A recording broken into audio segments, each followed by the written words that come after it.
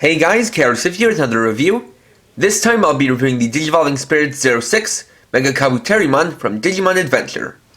This is a new Digivolving figure that changes from Tentomon to MegaKabuterimon.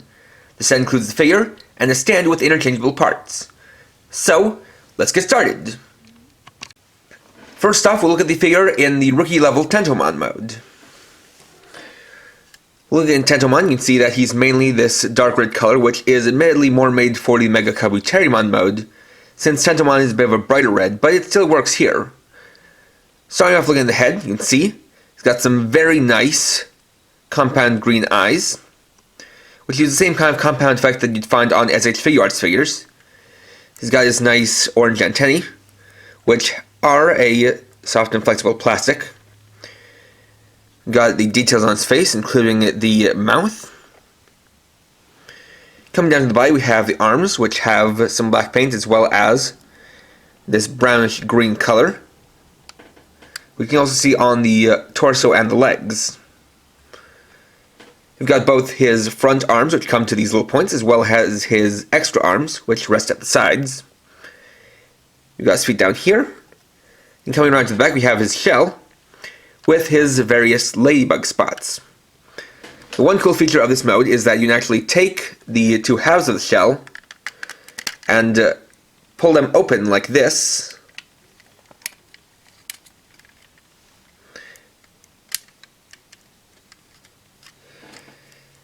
To where you can make it look like Tentomon is flying, which is a very cool feature, though it's also one that reveals all of the parts for MegaKabuterimon. So if you want to pose him like this, I would definitely recommend posing him from the front, so you don't have a kibble hanging out.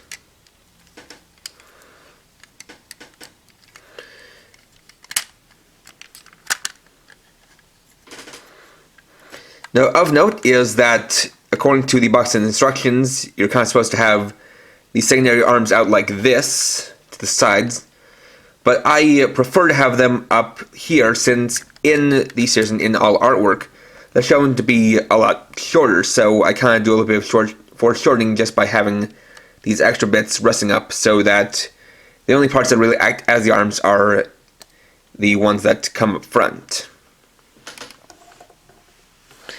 Now, like I said, he includes this clear stand. And the way that works for this mode is that you can see this little indent here. So you just take it and plug it in right here. Now what you'll notice is that putting it in like that doesn't quite reach the ground, and it's more meant for if you have him in an even more hunched over pose than he is currently. But as you can see, it's not exactly needed, as with the right balance, this guy can stand on his own just fine. So for the transmission, to start off, I'm going to take his arms and legs and compress them into his body, folding in these side toes.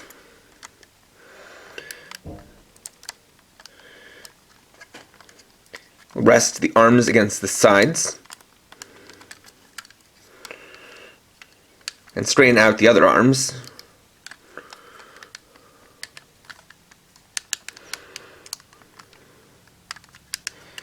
Then we're going to take the antenna and flip them all the way around to the front, covering his face. We'll take the head and pull it down on this stalk until it's about there.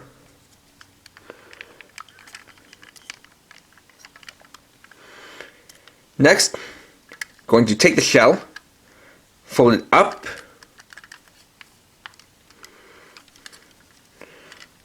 like this.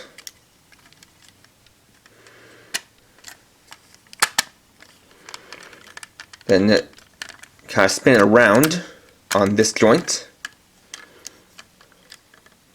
And from there we will fold it down over to cover up the Tentomon parts.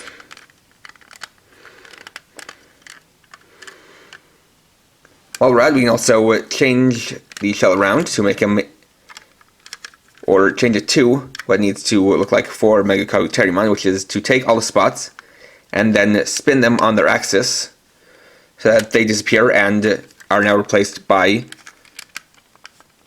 these red bits that are meant to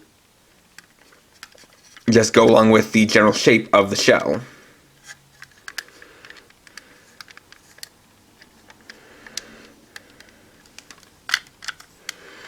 Getting to the front.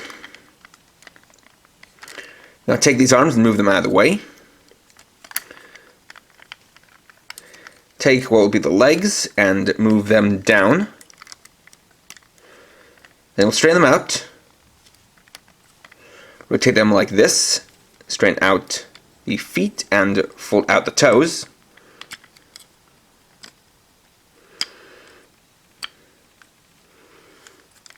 Do the same thing on the other side.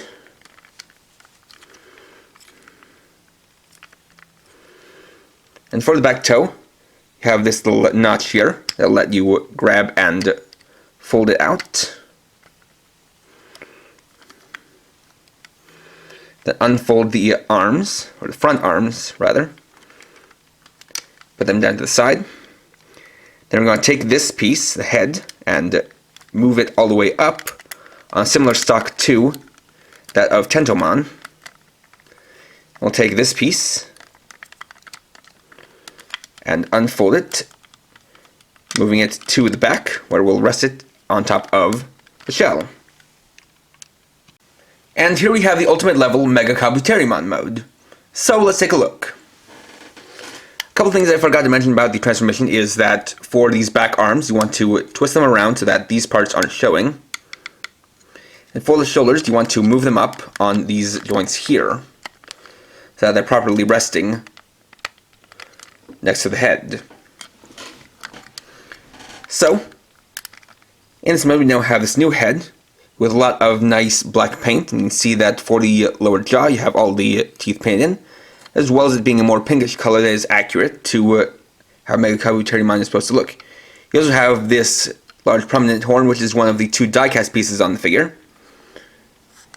You got all this nice sinewy, kind of muscle-looking pieces or parts for the shoulders and upper chest. Have his sort of rib cage-like details, which are the other bits of die-cast on the figure. You have two sets of arms, which are identical to each other. Also have the legs that come down to these blue feet. And of course you have the back shell, where now these spots just disappear and are kind of replaced by these red circles, which are meant to basically just make it a smooth shell, though these don't always stay in place. And of course you have this jewel piece up top, which, similar to the eyes for Tentomon, is done using clear plastic over a silver painted piece. Articulation wise, we got a jaw for the mouth where you can open and close it, and you can see a nice molded in tongue. Shoulders are on ball joints. For the arms, you got a ball joint in the upper arm, as well as two hinge joints here, and ball jointed wrists. Same applies to the other set. For the thighs, they're on a ball joint as well as swivel. Have this folding knee joint, though unfortunately because of the way it is meant to be used for the transformation, the lower part is very skinny and kind of clenched in, which does look a little bit odd. And then you have ball joints for the ankles, as well as joints for the toes, though those are also for the transformation. I realized that I forgot to go over the articulation for Tentomon, but basically the head is on a ball joint, you've got ball joints at the shoulder, swivel joint and bending elbow joints, as well as ball joints for the thighs, a swivel joint here, and a knee joint there.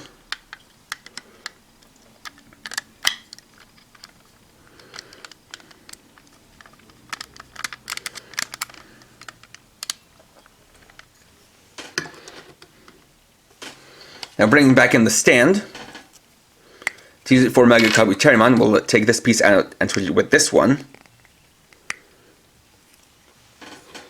And so we're going to rest it against the hips like this, just plugging it in like that. And this allows him to stand in a more upright pose. And this certainly does let you see a lot more of the details, though MegaKabuterimon is typically kind of shown as being a bit more hunched over, and as I showed, if you have him properly hunched over, you can have him bouncing on his own. So, similar to the Tentomon mode, the stand is something that's optional since the figure can stand on its own without needing it. And there we go. Overall, I would say that MegaKabuterimon is probably the best figure in the Digivolving Spirits line thus far. Both modes are pulled off incredibly well with all the right paints and details, as well as proper proportions for both modes, save for a couple of small spots. The transformation is also simple yet fun, and doesn't take too long, as well as it does a great job of hiding either mode, since all of the pieces are compacted up in that shell and then covered up. So it makes for a very seamless transition. Not to mention, the figures are very posable and have a great sense of balance to where, even though they include a stand, it isn't actually needed if you can pose it just right. What's interesting here is that MegaKabuterimon was part of the original Digivolving series figures from Digimon Adventure that was also brought over for Digimon Digital Monsters. However, for that figure, it instead changed from Kabuterimon to MegaKabuterimon. And I can kind of see why they did that change. First thing is, a big part of the message of Digivolving Spirits is going from cute to cool. And so that basically involves going from their default mode, which is typically rookie or champion level, and then going to their highest form, at least in terms of visual media, which is why you see, or rather, their highest form in terms of the original media they were in, which is why you only see them change into MegaKabuterimon here, even though in Digimon Adventure Tri, he did make it all the way to Hercules Kabuterimon. The other thing about the figure is that doing it like this allows for a much smoother overall form, and it does allow for a bigger looking figure, because with that original figure there was a lot of flipping around the parts where you had red on one side and blue on the other, as well as the fact that for that figure the wings would fold up to become the shell of MegaKabuterimon, and that left a lot of seams in there, so it does overall end up looking better by using Tentomon as a base. So, if you're a fan of this character or a fan of Digivolving figures in general, this is one I can highly recommend picking up, whether or not you have been collecting the line thus far. Next time, I'll be reviewing the X8 armor and Forge Day armor, Thursday at 6 PM PST. So, thanks for watching. If you enjoyed this video, please leave a like. Let me know your thoughts down in the comments, and if you're new and would like to see more, please subscribe and hit the bell icon. And for now, this is KRX50, writing off.